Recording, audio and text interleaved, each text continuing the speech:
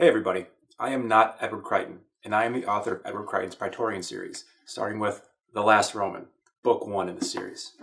So it's been a few days for me since I last read. I had some issues getting my power cord to charge the camera, some family, not drama, but family things going on in the evenings, and just general craziness. People, you must know how life is. You all have lives. You must know how it gets.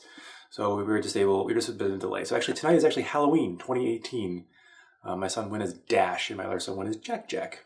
I did not go as Mr. Incredible, although I could totally pull it off. But we don't have a Violet in the family, so we figured, what the heck, why bother? But anyway, that was fun. And I was just thinking earlier that I don't even remember where I am in the book. I did take a second before I started the video to find where I was in the book, but it's been so long that I actually forgot where I was. But we're actually almost done with chapter 1. I'm going to get started reading pretty quickly. I don't really have much to say about my personal life at this point. Except that I did tell my wife about this series, so at first I was going to kind of keep this a secret from her, but I decided to tell her, and she's pretty supportive, and we were both kind of worried about anonymity, and trying to keep my Edward Crichton persona separate from my real persona, my reality, who I am, just because my face is on this and people will connect the two. But I figured out if I used to use the book cover as the YouTube thumbnail, and then the chances of someone in the real world like discovering these and saying so about it is pretty low. I don't have that wide of a readership, especially now after 4 years of not writing anything. 3 years. No, 3 years. But anyways, I'm not too worried about it. And like I said, I don't really regret anything that I wrote, and I'm doing a pretty good job of explaining why I made the decisions that I made. So I'm not too worried about it. I mean, my boss and some people at work already know that I've written books. So it isn't like it's a secret per se. So we're just going to do this. I know I've talked to some fans on Facebook already, and they've been pretty happy about it. Anyways, so I'm just going to get a quick sip of my yak urine here. Just kidding, not yak urine. Although I hear it's good for vitality. It's actually chicken bone broth, salt, heavy whipping cream, and butter. Pop quiz. What diet am I on? Anybody? It's keto. Yeah, I'm on the keto diet. Lost 30 pounds on it too, so I can't really complain. It's been great. I don't mean to offend any vegetarians out there, but I get to eat bacon almost every day. Although I don't, but I could. It's a pretty nice diet. It's working for me, and you get to eat bacon, so can't complain. Anyways, let's get to the book. We're still kind of in the middle of the explanation for World War III and Jacob's decision to join the military, and now we're going to see his motivation for going to the Vatican. It's interesting. This was all written as a one big, long data dump in the beginning. I had cut the scenes in where he halo drops, and then where he talks to Reynolds and Vincent in the car, and then there's this next data dump, and then it cuts to him at the Vatican. So at first, like, all this exposition was just piled in a big dump. It's called a data dump. That's kind of the official terminology for what it is. It's just a long string of text that's just information. There's no interactions or dialogue or anything interesting going on. You're just telling the reader information. That's not necessarily good. Okay, I get it. I've learned. Okay, remember I was 21 when I wrote this, so I did learn that it's not good, and I did try to break it up a little bit with some scenes. So that's my justification. Sorry, but you know what? Let's move on. Okay, here we go. Whew. Not long after the assassination attempt, the Pope, in a strange bout of fury, had all but called for a crusade against the attackers. The public was furious, Catholic and Christian alike, and the militaries comprised of such people had no trouble filling their personal quotas. Even an elite unit like my SEALs had grown to unprecedented numbers to help fight anyone we could throw our strength against. Which is what brings me to Rome. The Pope also commissioned a new military unit to help in the war effort.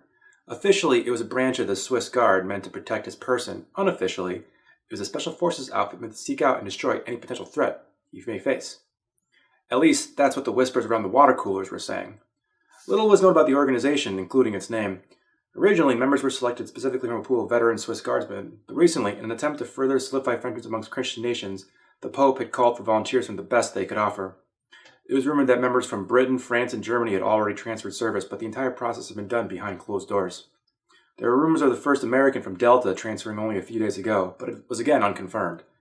It hadn't been long after I'd heard these rumors that a young man dressed in a well-tailored business suit knocked on the door of my off-base home while I was on leave in Hawaii. The man spoke with a thick Italian accent, but in impeccable English. He explained to me the reality behind the Pope's Swiss Guard and that a spot was available for me for a 2-year stint. Now, my mother was a devout Catholic, but my father never put much stock in religion. He was born Protestant but non-practicing throughout his adult life. While I'd never known him to be a pious man, he had always been supportive of my mother and honored her wish that he convert to Catholicism and marry in a Roman Catholic church. There's a little bit of my own life in there, actually. Anyways, afterward, Dad had no qualms about raising my younger sister Diana and me Catholic, but he attended church only to support his wife. It was only thanks to my mom that I attended Jesuit schools and had a perfect Sunday church attendance record. That is, until I reached college. Nor had it deterred the fact that I'd been quite the kleptomaniac as a teenager, had a few drinks while underage, and my first sexual experience was well before marriage. Outwardly, I acted the way every other teenager or young adult would, so when the well-dressed Italian man came to my door, the only thing I could think of was why in the world would they want me, of all people? As far as I was concerned, it was a position I didn't deserve.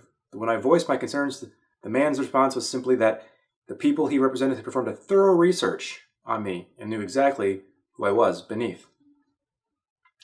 It was at that point that I'd faced a dilemma and needed a few days to think it over. The man agreed and said he would return to receive an answer. I spent the entirety of the next 2 days wandering the beautiful Hawaiian beaches considering my options. I knew that on one hand I was completely happy with my current posting. I joined the military at 23, shortly before the first bombing in Jerusalem, and thanks to my college education had gone to officer candidate school, graduated at the top of my class, and placed a request for immediate transfer to the SEALs. I'd gotten very lucky. Fresh officers would rarely have the opportunity to go to BUDS right off the bat. But thanks to my record and the dire global circumstances looming, I was quickly off to Coronado Island near San Diego. Within a month, I was getting my ass handed to me with the other officers at regular enlisted men in basic underwater demolition SEAL training, BUDS. I roughed it out, went through SEAL qualification training, jump school, sniper school, and so on. After more than 2 years of training and some field experience, and with the global war worsening, I was given my own platoon. I had been more than lucky. I'd gone on to establish close bonds with my fellow SEAL teammates over the tours, and didn't want to leave them feeling as if I betrayed them. Life in the teams was all about companionship and teamwork. We were as closely knit as any family, even if it had been extraordinarily difficult at first conforming to the community. I often felt like the black sheep of the family, having often been considered too much of a thinker for the vicious lifestyle of a SEAL, but I'd managed to secure my place regardless. On the other hand, the only reason why I had enlisted in the first place was to make my father happy, not knowing there would be a full-fledged global war on the horizon. We were a military family and it had been my duty. But if I took the Italians' offer, I thought maybe I could continue fighting the war in a more meaningful way. I knew my father would be disappointed, but when the man returned 2 days later, I agreed to the transfer, taking solace in the fact that I'd be back with my SEALs in a few years. The next day at 0800, a naval lieutenant and 2 ensigns came to my door with my orders. I was to gather a few essentials and head to the airfield immediately. The ensigns would pack my personal belongings as they had already done with my military gear back at the barracks and ship them directly to Rome. Grabbing my already packed go bag, I was on my way to Washington, D.C. to meet with the president. After several hours and more time zones that I could count, I was standing in the Oval Office awaiting his arrival. Thanks to the growing religious hysteria and increasing hostility everywhere on the planet, retired Army General was now the Commander-in-Chief. With him came increased funding for the military, combat experience, and a new direction for the war effort. But sadly, at least from this sailor's point of view, still with no hope for an end to it. Staring down at the presidential seal emblazoned into the carpet, I wondered if I was doing the right thing. Trying to push aside my doubt, I shifted my gaze toward the president's desk where I spotted a crucifix hanging from the wall behind his chair, and realized I wasn't abandoning my country, not really, but simply continuing the fight by answering a higher calling. Abandoning the war effort was out of the question, even with little hope for the planet's continued survival, but at least this way I would be doing it for my own reasons. My meeting with the president was short and to the point, but also comforting. He assured me that I had made the right decision and that I was now, indeed, answering to a higher authority. He seemed almost jealous of my position, perhaps wishing he was a few years younger and that his tool of destruction was a rifle again instead of a pen. Documents were produced within minutes, and with a few signatures, I was promoted and transferred to my new posting. Within the hour, I was back at the airfield waiting for my ride and my father. He had been informed of my transfer and was told he could see me off. Since no one had any idea when I'd be returning, this would be our only chance to say goodbye. But as I'd watched the C-130J taxiing down the runway, he was nowhere to be found. Hoping to catch him approaching from some unknown direction, I'd scanned the tarmac 3 times, finding nothing every time. Only the fumes from countless aircraft and the ominous early morning mist swirled at the beck and call of powerful engines there to greet me. Frustrated, I ducked my head as the wind from the C-130J slammed into my face, I felt my hands ball themselves into fists. So it was going to be like that then. I suspected he wouldn't understand. In my father's eyes, there was no explanation for what I was doing. I'd hoped to explain that I was doing the right thing, that I'd be back in a few years and that I would still be fighting to defend my home and to protect my country. I'd been willing to beg for his acceptance, but he hadn't showed. I'd shaken my head, already knowing why he hadn't been there, because he'd never forgiven me for Mom. She had died 3 years ago, cancer. I'd been in the field when she'd passed and had missed her funeral. My father had never forgiven me. I'd never forgiven myself. Maybe I was doing this for her then. I hadn't spoken to my father since. 3 years was a long time, and knowing I had to leave now with our issues still unresolved pained me. Our relationship had been strained since I was 12 years old, but I'd hoped to put some of that behind us. No father should despise his son, and no son should hate his father. I hissed through my teeth and glanced up just in time to see an air traffic controller beckoning toward the rear access ramp of the C-130J. I waved at him to let him know he had my attention. I picked up my go bag with an audible sigh of frustration. Step by step, I made my way up the ramp, each and every footfall a nail in the coffin of my former life. As soon as I had passed into the body of the aircraft, the ramp began to close behind me. In a last cry for hope, I turned to look out over the runway, but again found nothing to greet me except the darkness. As the ramp continued to retract, genuine sadness crept over me, but the loud metal-on-metal grinding sound of the ramp completing the retraction had quickly snapped me out of it. As the rear of the ship cut me off from my past, my head dropped just slightly before I turned and walked into the belly of the beast. With a final sigh, I had secured my gear beneath my bench in preparation for the flight, leaned my head back, and closed my eyes. As the elevator doors opened, I noticed it was connected to the Vatican's normal elevator system and was accessible to the general public. I assumed that only someone with their thumbprint or other security measure cleared by the Vatican could reach the level we had just left. Father Vincent and I emerged on the first floor near St. Peter's Basilica, exiting quickly before a swarm of eager tourists entered the cab. I had to jump to the side when a small boy rushed past me, dragging his young mother behind him as he feverishly sought out the random object of interest that must have caught his eye. She gave me an apologetic smile, but quickly moved on, trying to keep up with her son. Well, that was odd, I commented, smiling in their direction, thinking about how nice it was that people could still enjoy the comfort of Vatican City despite the war. Father Vincent smirked at my comment. To this day, I still find it strange emerging into the public after having just returned from a secret rendezvous through an elevator that technically doesn't exist. I looked at him, recollecting my earlier thoughts of secrets within secrets. I take it this isn't the first time you've escorted someone in this manner. Well, of course not. You were not the first to come to us. In fact, with your arrival, you have completed recruitment for the time being. And I suppose more information on that will have to wait. You assume correctly. Do not worry. We are almost there. A brisk walk later, we arrived at a large doorway ornately decorated with religious motifs. The door had to have been centuries old, but I was hardly an expert in such matters. Although he kind of is, isn't he? Anyways. Before I could think much more on the subject, Father Vincent knocked gently, sparing a single glance in my direction to offer me a curt nod. I understood. This was it. Time to meet the new boss, and I couldn't be more nervous. A quiet enter came from inside. Father Vincent opened the doors and led the way in. I spotted two individuals inside. The first man was in his golden years, although aging quite gracefully. He wore white robes and a skull cap and had a rosary around his neck. He was sitting behind a desk situated in the center of a richly decorated room with religious paintings scattered throughout. The second individual was standing rigidly straight behind the first man's chair and had the look of a career military man. His dark brown hair was cut short and he sported a thick mustache which, along with his slightly graying temples, prominent jawline and nose, and hawkish blue eyes, gave him the look of a dignified statesman. The man wore an olive drab battle dress uniform cargo pants and a woolly-poly combat sweater of the same color. If I had to guess, I'd peg him as a member of Britain's SAS, as members of the Special Air Service itself had developed the woolly-poly during World War II. I'd worked with members of that elusive group before and had nothing but positive memories of how they operated. So far, I was impressed. I looked at the perfectly groomed and dressed man and immediately felt horribly underdressed. His BDU pants and woolly-poly were formal enough wear, but were also combat-ready in a time of need. I, on the other hand, wore tan boots of a civilian brand, military-style khaki cargo pants, and a Hawaiian shirt obnoxiously colored in bright yellow and blue.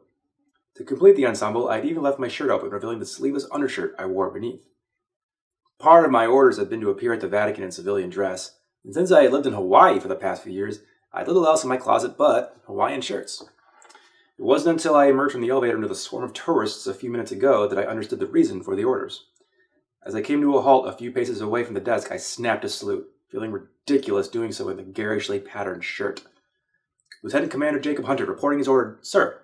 He probably wouldn't have said it like that. Anyways, the old man sitting behind the desk smiled and kept me holding the salute for a few seconds before waving me off. I can understand your instinct to salute, my son, the man said in clear but accented English, but I am not your commander. At ease, or whatever it is you military types say. I lowered my arm slowly, easing myself into a more comfortable standing position, but remained razor straight. Thank you, sir. I wasn't sure whether to salute or kneel or what. A little out of my element. The man continued to smile at me as he stood up and rounded the desk to stand within arm's reach. As it came to a stop, he held out his right hand, which held a rather large ring. I understood and knelt before him, kissing the ring before rising again to my feet.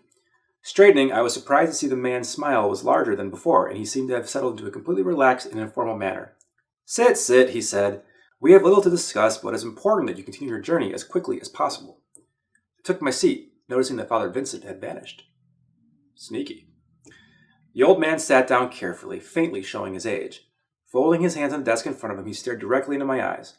He wasn't so intimidating that he made me feel uncomfortable, but his look was enough to ensure that I knew exactly who was in charge.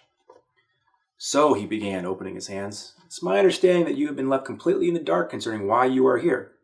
You know that we are not only in the middle of some sort of crusade, but World War III, that my life has been directly threatened, that terrorists were very nearly successful at taking it.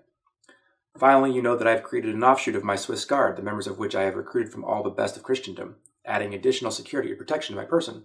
Have I left anything out? No, sir, that just about covers it. I kept my responses short. We were both busy men. No reason to delay our meetings with frivolous pleasantries and endearing platitudes. Perhaps sensing my directness, he smiled again and quickly shifted topics. We know all about your upbringing and have been watching you for quite some time. Do not be alarmed. We just wanted to make sure we knew everything we needed to know about you about our potential candidates. But as you are finally here, it is time to send you on your way. I leaned forward in order to hear as clearly as I could.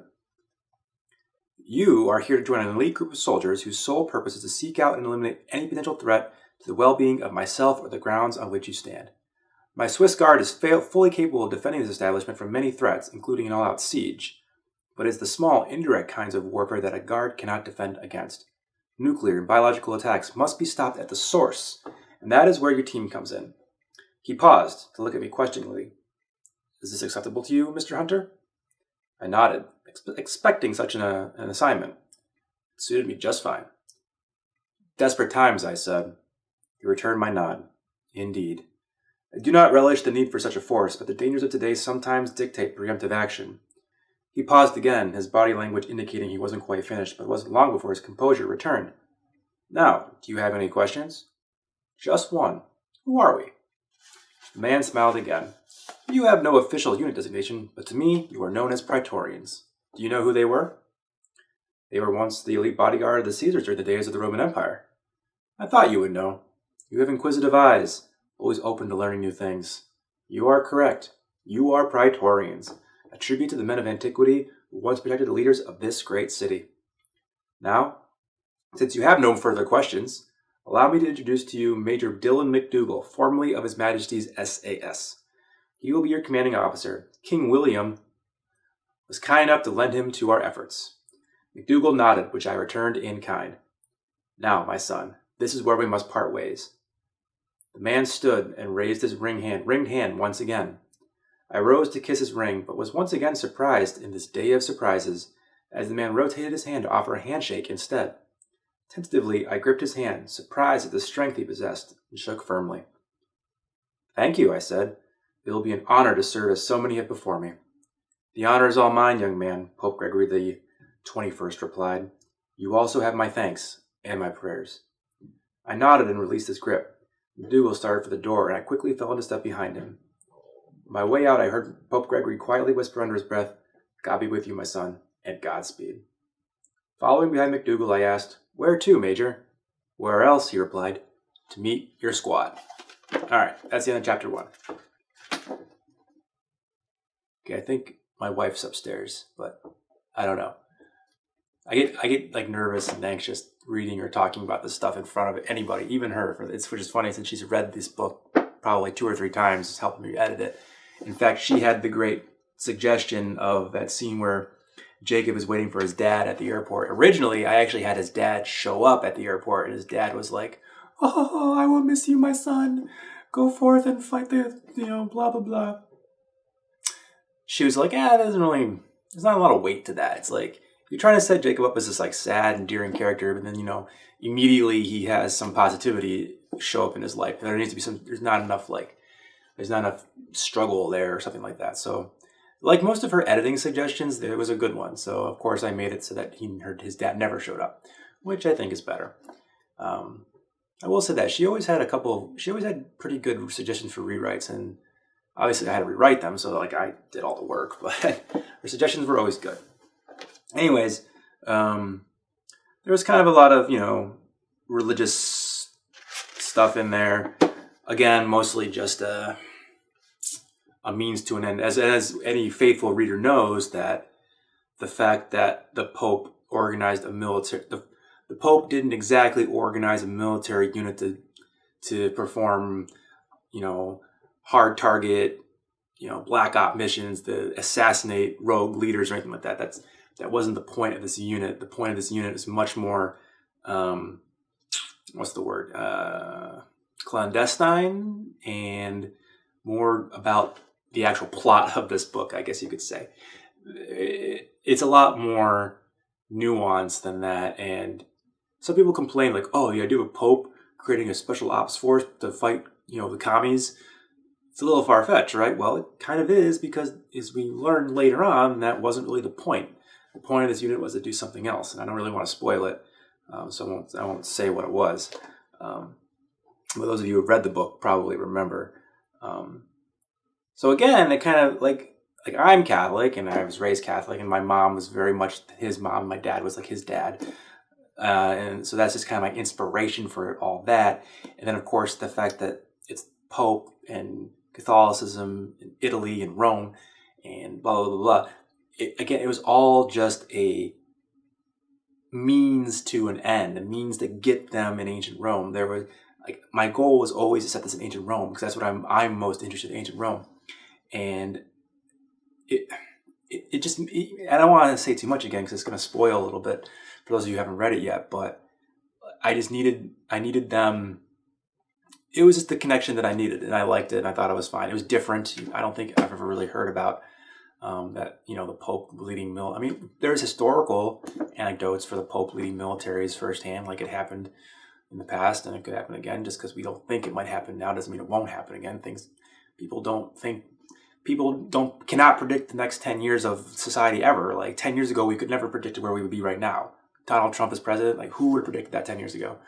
So, anyways, that's all I have for chapter 1. A lot of setup, all setup, really. We've barely met Jacob. We've learned that he's a thinker. He talks a lot in his head. So do I. He's also principled, I think. He wants to feel as though he's doing things for the right reasons, for a calling, not his own. It's very noble in that regards, I think. And I think if we read enough into it, we get all that already. So I don't think I'm reading too much into it. Anyways, so that's chapter 1. Took us 4 or 5 videos to get there. Now that I have my camera and I got my powering charger, oh, I just heard her cough, so she is up there. It's fine. She can come down. You can come down. At some point, I might be recording these while she's working out over there, so you'll hear her grunting at one point. But don't worry, she's just over there working out. All right, see you around.